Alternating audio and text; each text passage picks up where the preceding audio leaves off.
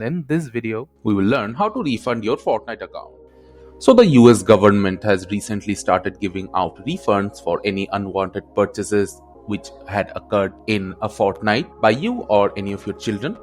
In order to be eligible for this refund, you need to be meeting certain criteria, like you are charged in-game currency for items you didn't want between January 2027 and September 2022.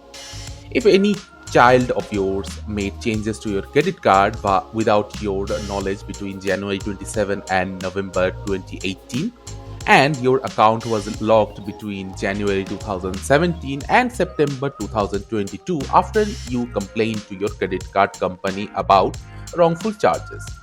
And in order to claim these refunds, you must be at least 18 years or older.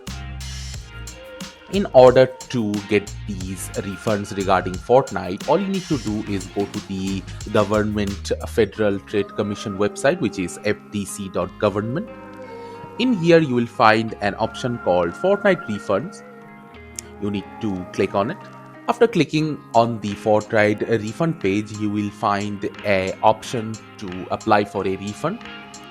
All you need to do is just click on that application form. And keep in mind, you have to be at least 18 years to claim this and complete this form. After clicking on apply for refund, you need to input your Epic account ID. You need to confirm your Epic account ID.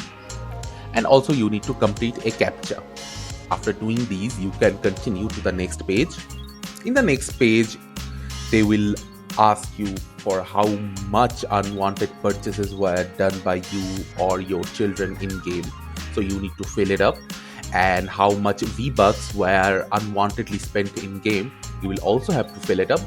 After that, you can click on next, and by providing ample proof, the FTC will refund your overspent V-Bucks, and you can get them in game as a refund. So this is how you can easily refund your Fortnite account and enjoy.